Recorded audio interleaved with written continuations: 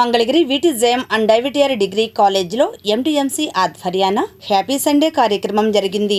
ఈ కార్యక్రమంలో కమిషనర్ అలీం బాషా, సిబ్బంది తదితరులు పాల్గొన్నారు.